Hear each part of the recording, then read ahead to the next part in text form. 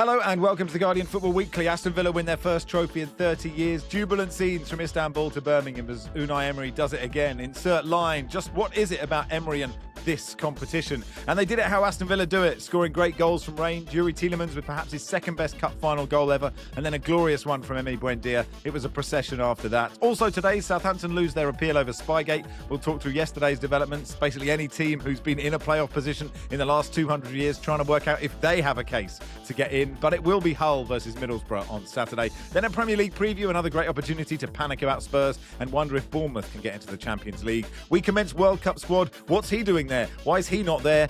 And we answer your questions. And that's today's Guardian Football Weekly. On the panel today, Barry Glendenning, welcome. Hey, Max. Hello, Lars Sivertsen.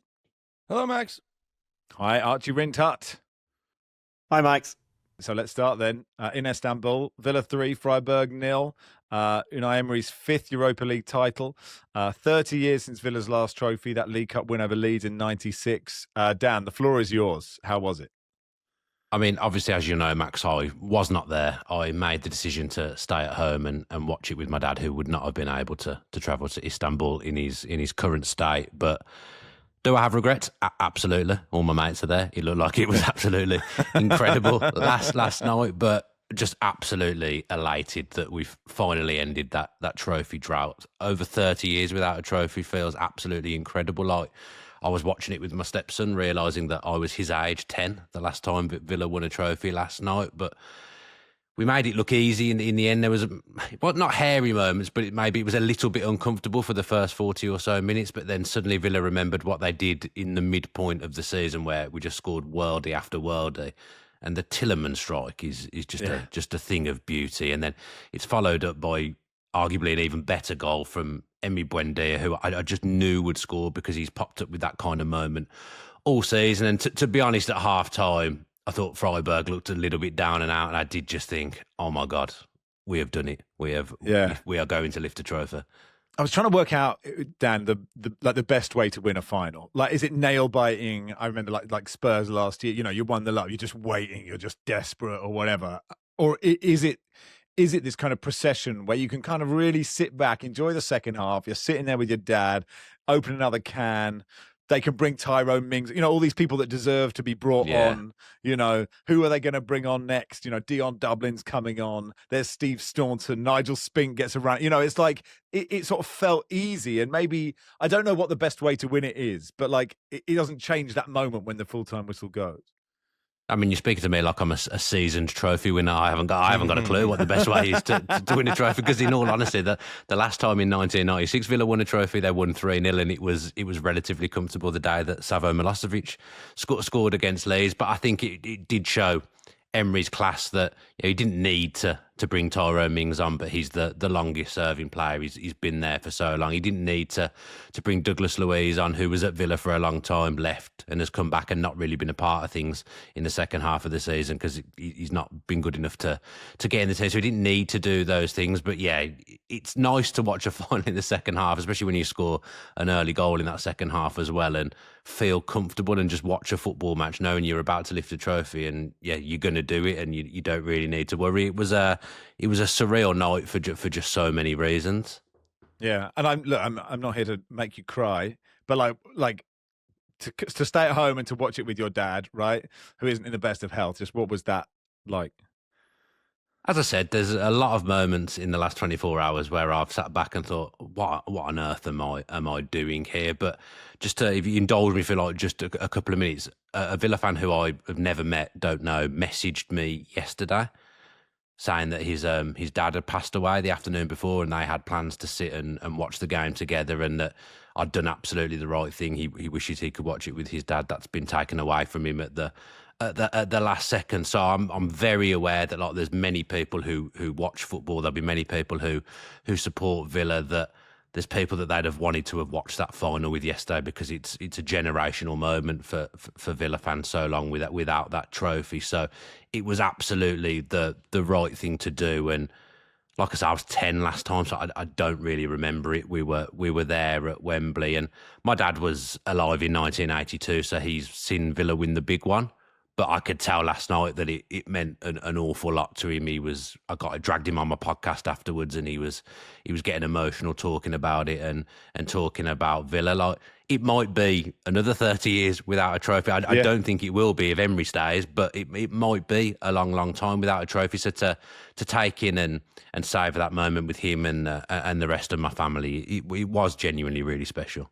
From up to Joe, Aston Villa have scored more goals from outside the penalty area than any other Premier League side in all competitions this season since the Club World Cup. That's 20. Chris writes, Villa's 3 goals had an XG of 0.34. Is this sustainable? Feels very much, Lars, a question for you. As you've been saying, this isn't sustainable, but maybe it is sustainable. No, but there are two sides to that. Like, Villa have regressed in the second half of the season in the league, as we've seen.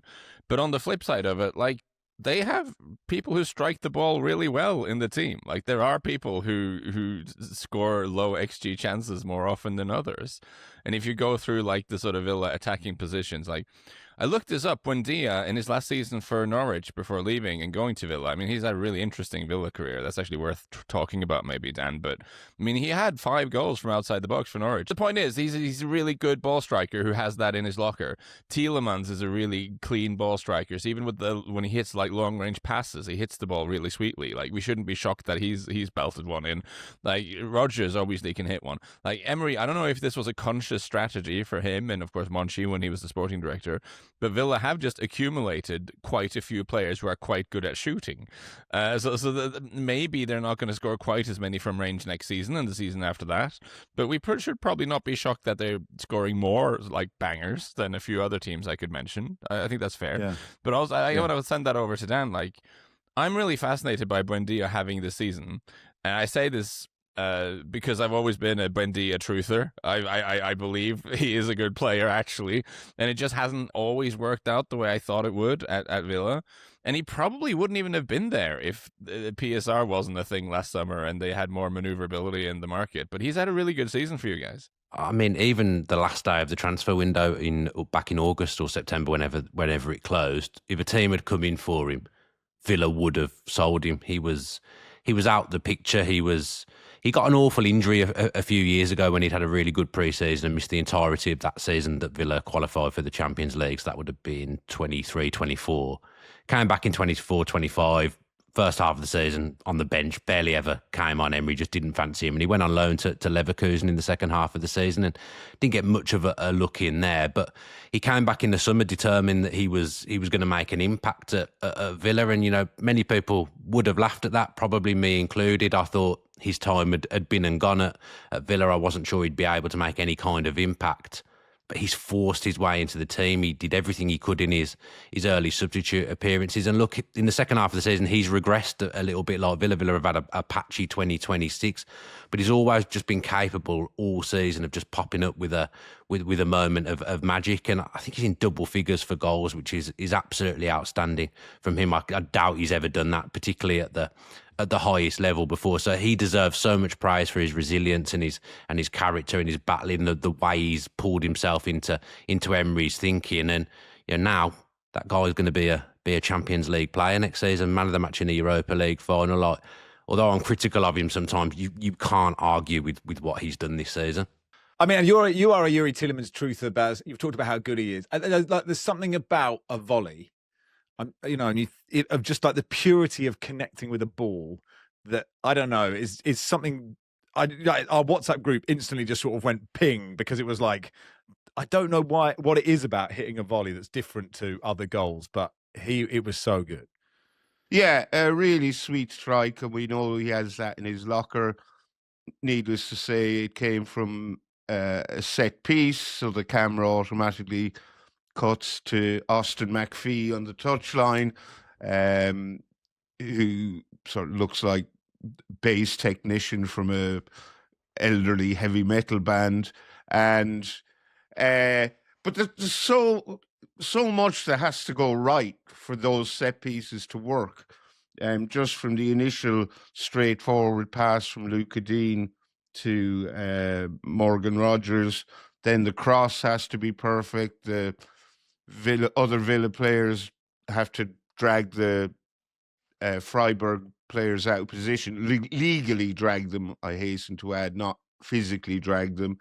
And then that volley while moving backwards it's really hard. It's difficult to pull that off, and to aim it with such precision through the gap that had opened. It's just so. It's people talk about these set pieces as if it's right. This is what we're going to do, and then the players just go and do it. One presumes they have to practice it over and over and over and over again on the training ground, and more often than not, it probably doesn't work. So to pull it off in a final, and for that to be your opening goal after a look, Freiburg didn't offer much last night, but the first half hour was very cagey. So to break the deadlock with a goal like that is just terrific. It'd be really funny if the planning meeting for this set piece was McPhee going like, you run over here, you run there to take the marker with you there, you pass the ball to him, you just cross it into the box, and then you, Youri, going to hit that volley 10 out of 10 times? It took me until about the fifth replay to see this, but there's another detail as well, which is the centre-backs, when the corner's being taken, they're pointing, take it short. So there's some good acting involved in this as well. And there's so many details to this. And it did feel like an NFL-style play that Aston Villa were running there. And I have to say, having been in the stadium last night, it's so nice to be at a final where both sets of fans are not used to winning things. Yeah. The energy from the Villa fans last night was exceptional. We're talking even an hour before kickoff. I'm sure that the players could hear them when they were coming out the tunnel already. I mean, of course, coming out the tunnel. No, when they're in the dressing room is what I meant. But even knowing what Freiburg could be capable of on their best day, I always thought if Villa are going to have one of their worst days for something to happen here. And look, I know that this pod has given a lot of love to John McGinn in the past, but look, given that this man puts the ass into Aston Villa, we need to give him even more, I think, because I've not had the privilege and the pleasure of watching him live as often as others, but just the control that he gives them and just the unique style of the way that, I mean, look, that early yellow card that he wins after 5 minutes in a final, these are important little things because it gives you the run on a fullback where you're going to need that when if things getting tough. So yeah, I wonder, Dan, what his statue will look like. I think it needs to be at least a cast of his behind. I mean, I like my wife's behind very much, but it is very close between hers and John McGinn's. I believe you're dragging this podcast into the gutter like that, Sam. Sorry. There's been a lot of I don't know whether it's a meme or whatever going around. Is it the time that John McGinn dressed up in a turkey suit at Bodymoor Heath around Christmas, and people have been using ChatGPT to make that image of him in the turkey suit and as a statue outside Villa Park. I think that would be the one that would get the vote from the Villa fans. But he's an incredible man. Like what he's been through the club as well, coming from the Championship, playing in every level of Europe, becoming captain, and scoring double figures for him this season as well, which he's never done before. Like genuinely, he is a club legend. And for me now, Paul McGrath, God aside, I think you've got to be saying that he's Villa's best Premier League era player in terms of longevity and everything he's done for this football club, because when he plays well, Villa play well, and when he's not there, my God, you notice. He's also carry on, Lars. He's also such an unusual type of player. Like he reminds you of like a mid-90s box-to-box midfielder of the kind that just doesn't exist anymore. And Emery has found like the perfect way to use that, because the way football is now, you probably don't want that right in the middle of the park, because he'll leave a lot of gaps because he needs the freedom to move around and find good positions and get forward. So you use him as this sort of strange inside winger type of thing that Emery does, with the freedom to, I think, go pretty much wherever he wants. And it seems to like be a really smart way of figuring out how to use this very unique set of characteristics that he has in a way that really works for the team. Owen says Villa have plenty of good players. There are tons of good managers in the Premier League, but Emery is by a distance the most value-added manager in the league. Where would Villa be without him? I'm never really that fussed, Barry, about who wins manager of the season, but the job he's done is extraordinary, especially because did they have a bad start or a bad middle? There was a time when it was all a bit flat and we didn't have high expectations of them. They had a very bad start. I think they only took 3 points from the first 15 available, if that. And then they went on this remarkable winning run in sort of the middle of the season, winning matches in the Premier League and the Europa League. I think they only lost one out of about 18 or 19, was it, Dan? I think. I don't have the figures to hand.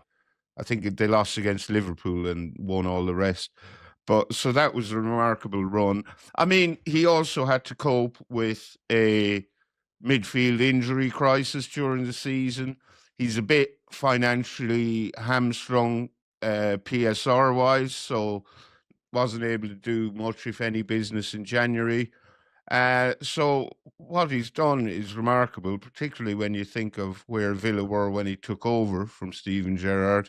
And I think it's remarkable. I think Dan said this last time he was on. I mean, it's not that big a deal, but I think he's a very conspicuous absentee from the Premier League Manager of the Season shortlist. But I think they were probably hedging their bets, putting Pep and Mikel Arteta in because they had to get the shortlist out before they knew who won the title. So maybe if they were doing it again, he'd be in and Pep would be out. But I'm sure he doesn't care about that. He's a brilliant manager. What's interesting now is what do Villa do next season? Is there potential for them to have a tilt at the title? Liverpool are in disarray, Chelsea are in disarray, Manchester United are a bit of an unknown quantity. Is it conceivable they could give Arsenal a run for their money next season? It would sure make for a great story, given Arsenal fans don't hold Emery in particularly high regard. I think some of them are outrightly hostile towards him. I don't know. Dan, what kind of financial position are they in? Are they still on a very tight rein PSR-wise? It looks like someone will still have to be sold in the summer, but the Champions League qualification gives more flexibility than they would have had. And Villa are quite an old squad. I think the average age is the highest in the Premier League. This group of players, many of them have been there since around 2020, 2021. There's not been much churn when Villa have spent money. They haven't spent it brilliantly. At times, there will need to be a little bit of a refresh in the summer. But in all honesty, now those players, that group, have won a trophy, kind of want to keep them together and see if they got a taste for it, because quite often the first one's the hardest one to win, isn't it? And they've done that now, so you wouldn't want to lose too many from that group. Now they've got that experience of winning the trophy. Could I just give some quick love to Freiburg, please? Because look, they have done so well to get this far, and to play against Aston Villa was, for them a step too far, and they did need to make it to half time. At most 1-0, and as Dan says, you could feel the energy be sucked out of them. But look, in context, since Unai Emery arrived at Aston Villa, they've spent more money on transfers than Freiburg have spent in their history. In fact, nearly double the amount, which is, there's still a lot of respect to be had for what Villa have done, because if you look at Villa's side, they've not bought stars. They've bought players who they can mould and who can grow. But Freiburg have done this all off their own back. And if you look at the players that they had there in their starting lineup last night, if you combine the amount of years they've been at the club for, including in their academy, you reach 90 years. It's incredible how much patience and continuity how far that has taken them in terms of going to a European final. And you saw it by the fact that all of the fans stayed, even when Villa were lifting the cup. It was insane for the fact that they wanted to say thanks to their players twice over. And you look, they've qualified for the Conference League again, which feels like a more winnable competition as long as Chelsea aren't in it for them next season. But yeah, for them, the problem is Villa was so strong. Even that Matty Cash challenge in the first half, where you think you might have seen them given before. There was no point, having seen Freiburg in a DFB Cup final 4 years ago, where they go 1-0 up and they go a man up because RB Leipzig get a player sent off, and then they crumbled completely because they just didn't have, they didn't have it mentally, or they didn't have the physicality to take it over the line. It's very difficult to begrudge Villa's victory. It's maybe noticeable or interesting that in the 2 seasons we've had of the Europa League since they changed the format so that you don't get teams coming in from the Champions League from the group stages. The teams Mourinho very humorously referred to as the failed sharks from the Champions League, which is a great phrase. We no longer get the failed sharks. In those 2 seasons, we've had an all-English final, and now we had an English winner with 2 English teams knocking one English team knocked out in the semis in an all-English affair. I do wonder if this is a trend we'll be seeing, and this is not taking anything away from Villa whatsoever. But without those also rans for the Champions League, I don't know if there are any. You're not going to have a lot of teams in the Europa League that can, compete with the sort of financial firepower that the mid-ranking teams from England bring. At the end of the day, Villa's wage bill is about 3 times what Freiburg's is. So, and this will be the story very often. And again, not taking anything away from them, but I do think that's an unintended consequence of changing the format in that way. Yeah, that's just a really interesting point, because nobody liked the failed Sharks getting an opportunity to still be Sharks. But at the same point, the Conference League is the same, right?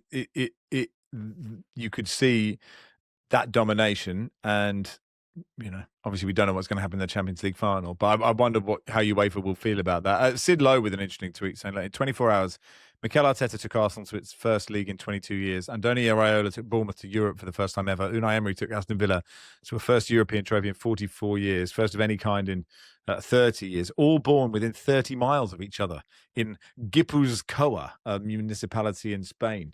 So what a footballing managerial hotbed that is. Were they born with tactics boards, given to them?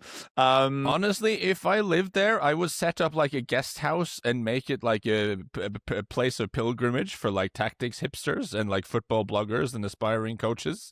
Like if you're young and doing your residential Jonathan Wilson holiday, would like swear Wilson to God, hotel. Like Jonathan Wilson, all the Wilson books, a website that only gets a German tactics website that I forget the name of. That the only site you can access on the laptop will be like the tactics blogs, and you can have like Wilson posters everywhere. Be very good. I think that's a business idea. I think that it's like the polar opposite of one of those Club 1830 come on holidays and have as little fun as is imaginable. What is it? Yeah. After breakfast, between 10 and 12, we'll be doing 3-4-1-2. Then we'll stop for lunch, and then we'll move on to wingbacks. Then we'll go and visit Mikel Arteta's childhood home. And after dinner, a long talk on inverted fullbacks. How fun. But have you seen how many views those tactical breakdown videos get on YouTube and stuff? Lars, like, you'll be pleased to know this. I haven't. No, I haven't. Dan, any other strong thoughts before we let you go? Just that I'm absolutely elated. Well done to that group of players. Well done to Unai Emery, and well done to the Villa fans as well, who looked like they behaved impeccably the whole time they were out there. So, absolutely brilliant. Dan, does a small or indeed even large part of you seethingly resent your father? Well, you know what? In 1994, when Villa won the Coca-Cola Cup, he didn't take me because he decided it was my mum's birthday, so I wasn't allowed to go because it was my mum's birthday. But he went. So I think I resent him more for that rather than yesterday. But at least he enjoyed it. When I decided not to go to Madrid, I was in Madrid for the Tottenham-Liverpool Champions League final, but flew back to watch it with him. He really wasn't that arsed. But I'd written a column about it, so he had to come. Otherwise, Tony, just quickly, your mates do a Villa podcast, and Prince William, like, I don't imagine there's lots of royalists listening to us, but even still, your mates, like, he called him over, was like, all right, Baz or Darren or whatever. And he their is names happen to be. actually called Dan. There is he, Dan. There we go. And they were like, and he was like, he's a Villa podcast listener. That's interesting. Could have been me, Max, if I was there. He might have been calling me over. Who knows? Yeah. Oh, well, there we are. Anyway, well done, Dan. You can go away now. Thanks, pal. Thank you. Thanks, guys. Dan Bardell there. Sure, and I'll do for part one. Part two, we'll begin with Spygate. Hi, Pod fans. Max here. Barry's here too. Hello. Now, Football Weekly is supported by Gradient FC. Now, Barry, we've talked a lot on the pod about football analytics, XG and all that. And those pod fans who are deep into football analytics will probably already know Gradient Sports. They work with pro clubs across Europe's top leagues to provide player performance insights. But now they're bringing that same pro-level analysis directly to fans through the Gradient FC app. Sounds interesting. What does it do? Well, each match is graded by a team of experts who evaluate over 2,000 player actions per match, not just by outcome, but by execution. So, for example, a completed pass that leads the receiver into danger is graded negatively, while one that puts the receiver in on goal is graded positively. Makes sense to me. Yeah, and with Gradient FC, you get some of the deepest metrics available to ordinary fans, like line-breaking passes, dribbles into dangerous positions, and chance creations. Now, I know you hate making match predictions, Barry, but maybe all that could change with Gradient FC, with head-to-head player comparison tools that show you who's best across more than 100 grades and metrics. It's easy to build and defend any prediction. And here's something else that will appeal to you, Barry. It's free. Well, I am surprised to hear that, Max. Well, explore it for yourself at gradientfc.com or download the Gradient FC app from the Apple App Store or Google Play, or use the QR code on screen now.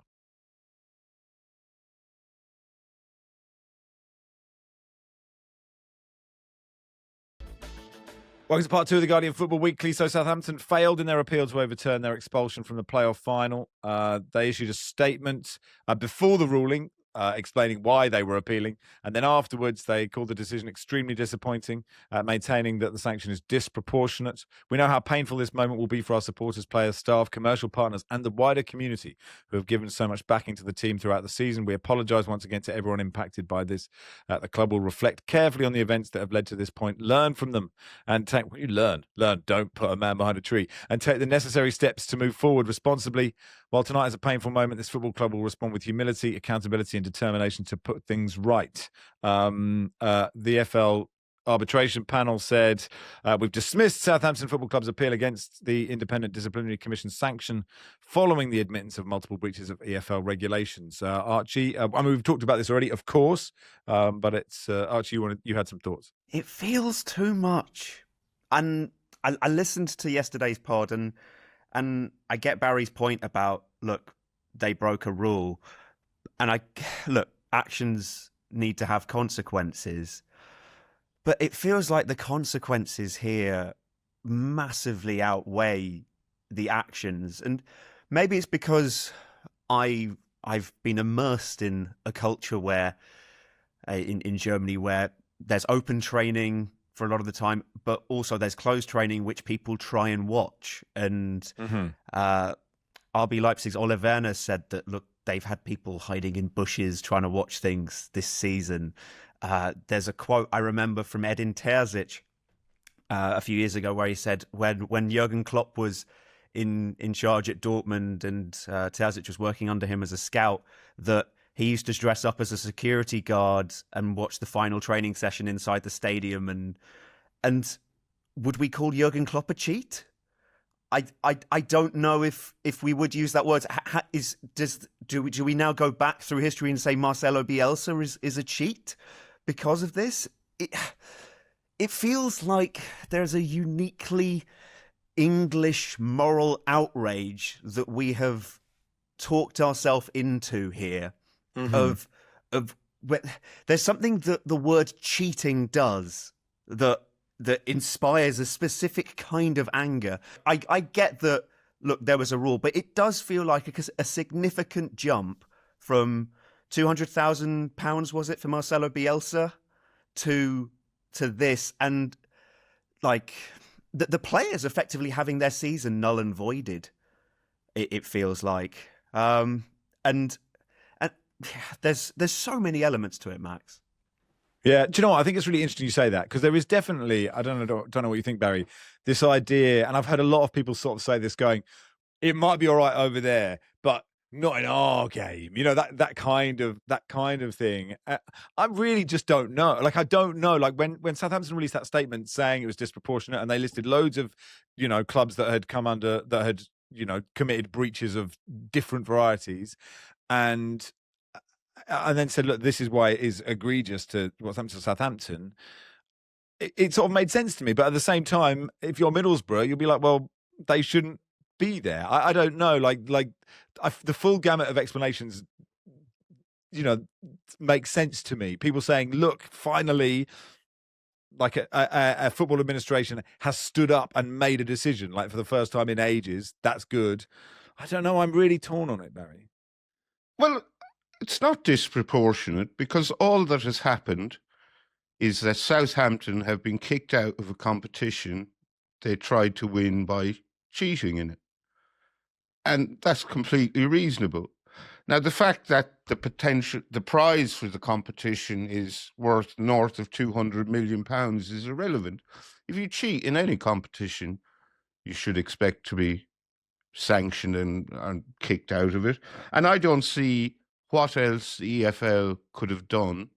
I can't think of a less severe punishment that wouldn't have resulted in Southampton benefiting from their cheating. So, and as for the statement, I mean, it's hogwash. They say they fully acknowledge the seriousness of the matter, and then go on to point out the many ways in which they clearly don't acknowledge the seriousness of the matter. The haughty disdain they had, say, for Luton getting a 30-point deduction when they were in League Two, because they were only a League Two club, so it didn't materially affect them.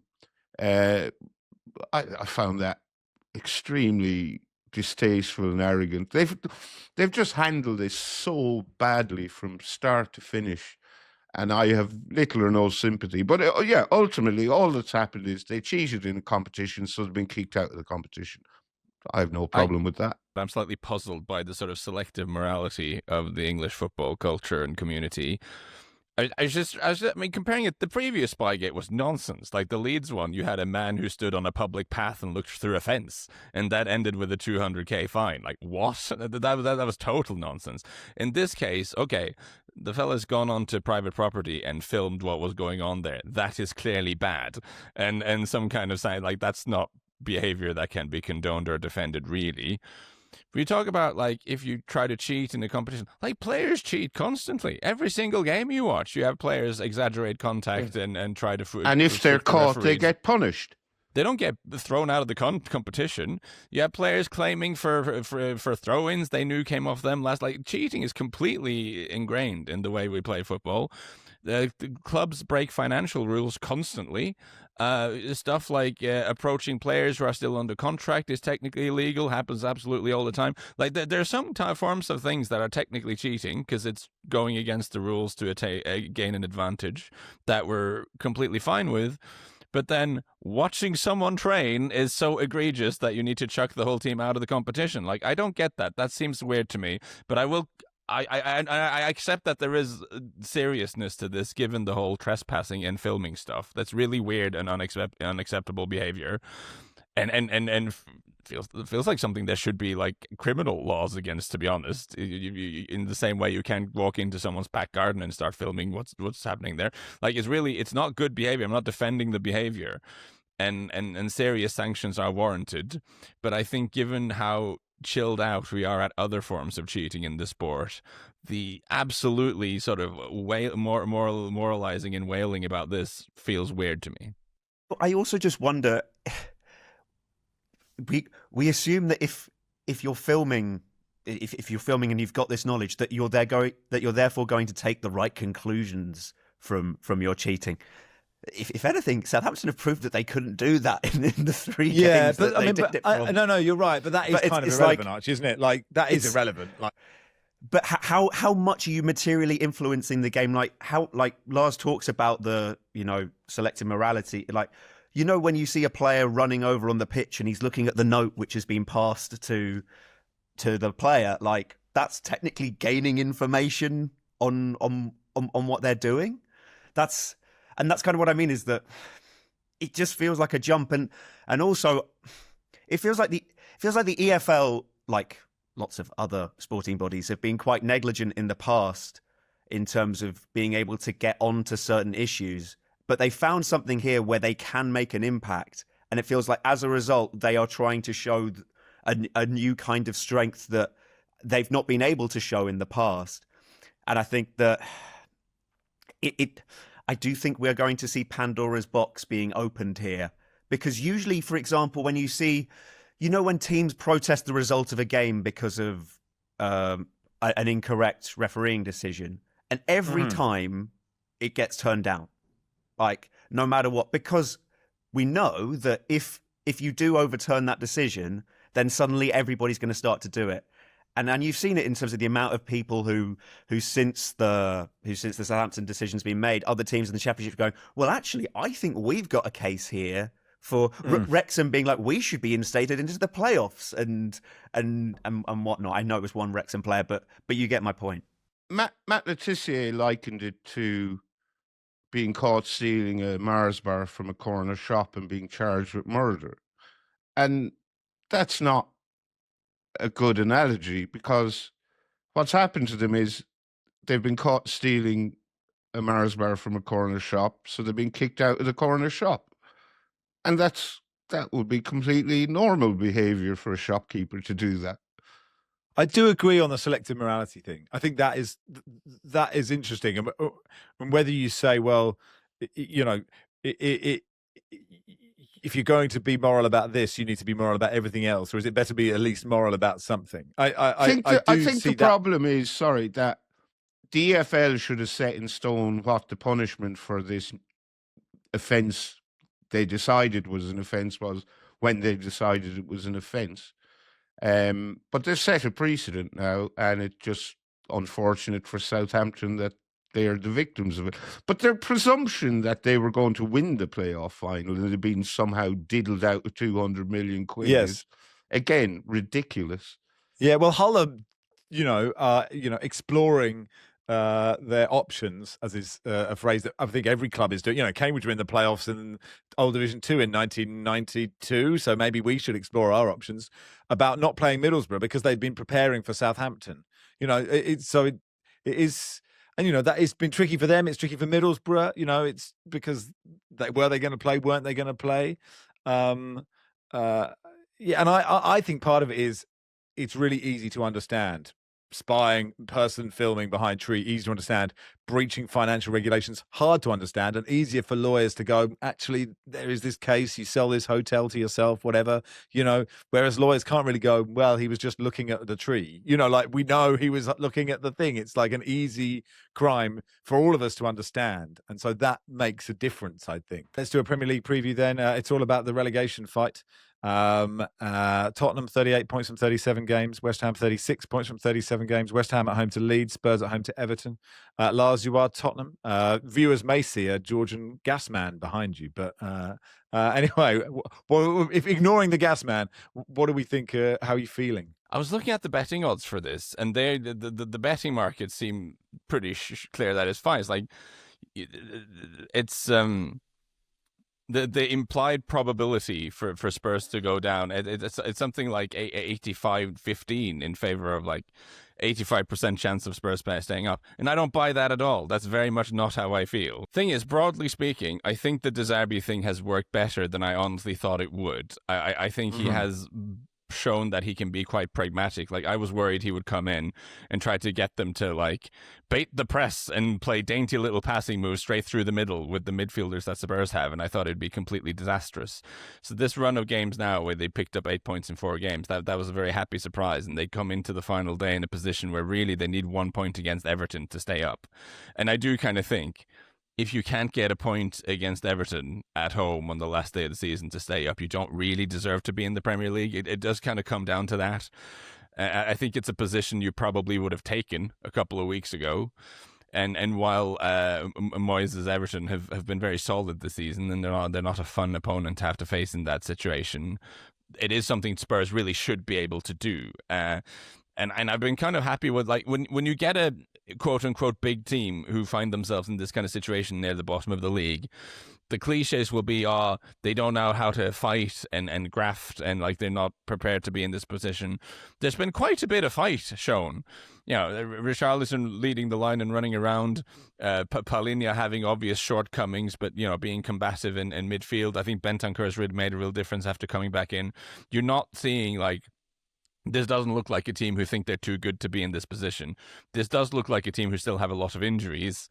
And you see the times Maddison has gotten on the pitch recently, what a difference he makes. Like, having an attacking, creative guy with any kind of quality to knit things together, that makes a huge difference.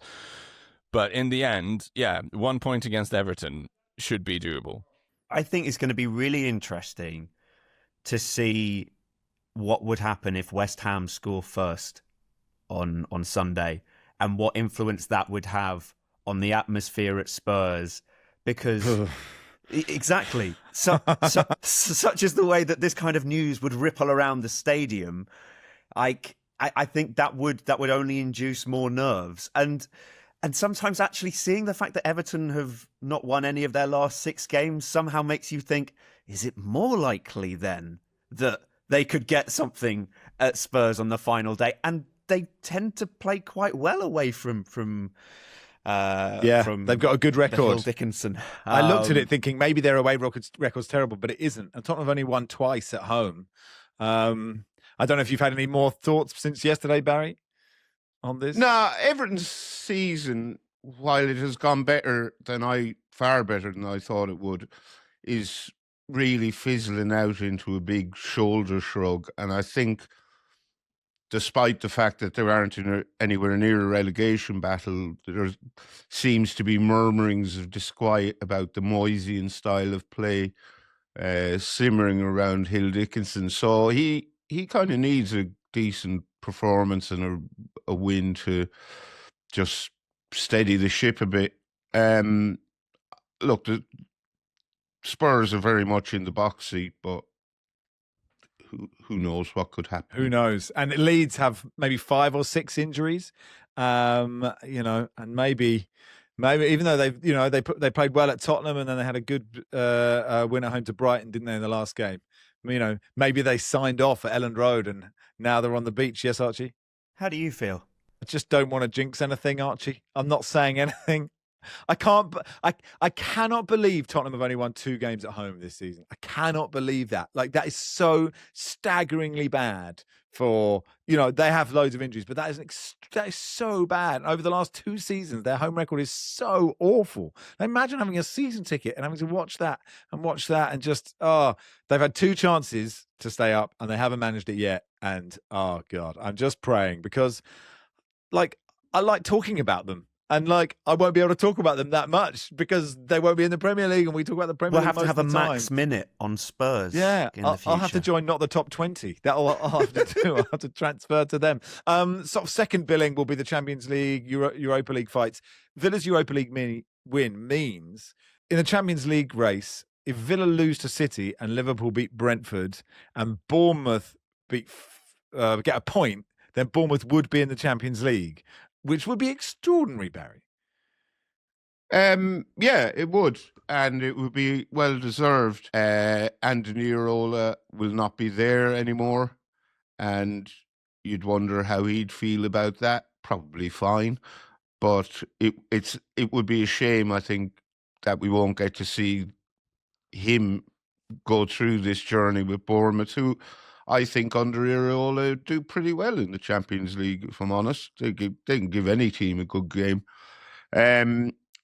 Brighton aren't out of the mix, I think. They can still finish in the Champions League spot in 6th if Villa finish 5th. So we need City. Well, to be clear, I've said this before, I don't want 6 Premier League teams in the Champions League. It's too many. And I don't think it's good for the competition. But then the competition is such a mess in the first half of the season, it doesn't really matter. But so Brighton could still make it if Bournemouth don't. and it'd be nice to see either of them in it. Yeah, so if Bournemouth lose and then Brighton beat Manchester United, they would finish 6th. Brentford could still get into Europe, of course. It'll be Pep's farewell and Bernardo Silva's farewell at the Etihad. Barney Ronnie's written a really good piece about, the balance between how great Pep has been and, the regime behind it and the He charges. posted that on social media. Quite a few Manchester City fans don't think it's a good piece. Is that right? Enough. Yeah. And they've been very vocal. Surprised to hear that. They've called Barney a lot of words. I've also called Barney over the years, but for different reasons. Palace play Arsenal in the Sorry, deadest just of dead lovers. Max, Yes, Sunderland can still qualify for Europe as well. they can. Yeah. Home to Chelsea. So that would be very exciting. Yeah. Archie, do you want a Fulham thought? They're home to Newcastle. Playoff for 12th. It's what Barry forecast at the start of the season. We're all up for it. I've got to say, I do think it would be best if Marco Silva and Fulham parted ways at this point. Interesting. Because things seem like they are coming to a natural end. It's more that he's been fishing for a move for a while now, but also I just think that the players aren't really on board with his ideas anymore. And I'm not saying that there is someone who is better out there, but I think that the players need a fresh energy. Do I trust the club to find the right character? Are the structures in place? I don't know.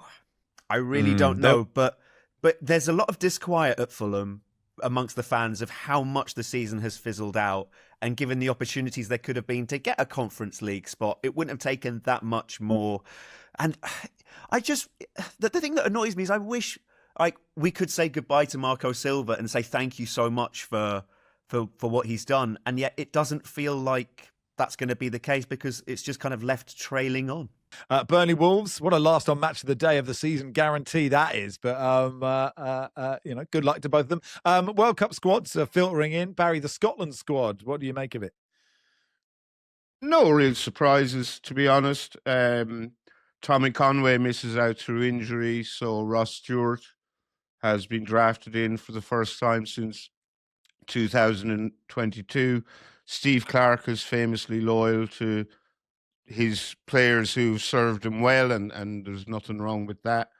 Ollie McBurney misses out, and his form suggests he's probably worthy of a place in the squad, but Lyndon Dykes is a Clark favourite. Lyndon Dykes has been there for the qualifiers, and Lyndon Dykes has never, that I'm aware of, being caught on a hot mic saying he didn't want to play for Scotland in a friendly because he couldn't be bothered.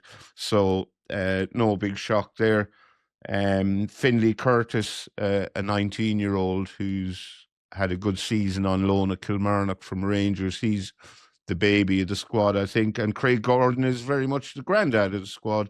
He's going to the World Cup age 43, and he could well play. He could well start for Scotland. It's between him and Angus Gunn for the goalkeeper's jersey.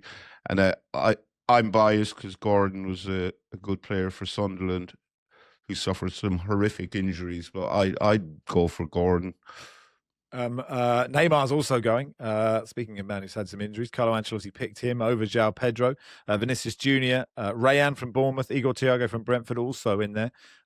Grown men were in tears in the streets because Neymar made the squad. Michael Butler wrote an interesting piece about how tears of happiness or sadness. He's viewed slightly differently in Brazil to how he is here. But interesting to see if he makes an impact. Cristiano Ronaldo's in the Portugal squad, of course. He'll go to a record-breaking 6th World Cup, more World Cups than Sir Stephen Redgrave. Well done. That is negligence. The way he keeps getting picked for Portugal, it is criminal negligence. I would say. Because off the bench, if he was not in their squad, was not in their squad, they would have to be right up there among the favourites to win that tournament. Yeah, I mean, I look forward to this discussion during the World Cup Football Weekly Daily on a daily basis. Yes, Lars? I really hate to be in the position where I'm actually like sticking up for Cristiano Ronaldo, but I think with the lack of options, you kind of. There isn't really any. I think if there was a Portuguese number 9 who was like playing every week and banging in goals for a big team, then you could have the discussion at least. But Gonzalo Ramos is not getting in the team at PSG and is not having a great time with them, and it just isn't really anyone. So I think the big question is like, if Cristiano can accept that it's not all going to be the Cristiano show and that he might have to come off the bench on some games. Some if. Then, that's some if. Well, that's the If thing. he's But doing then also, a lot of heavy lifting. the if, it's a big It's if. collapsed. It's collapsed I will under the concede lift. that the if is the biggest if around.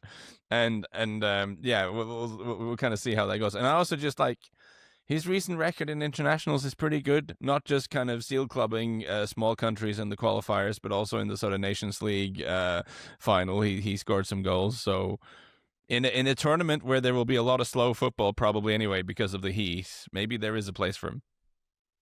Finally, David in Horsham writes, hi, Max, Barry and the gang. I know you'll probably be inundated with emails from insufferable gooners gloating and realising your fears, Max and Barry. I wanted to email in and say a huge thank you for being such a significant part of a football season that does and will mean so much to me. I've listened to every pod this season, as I have every season.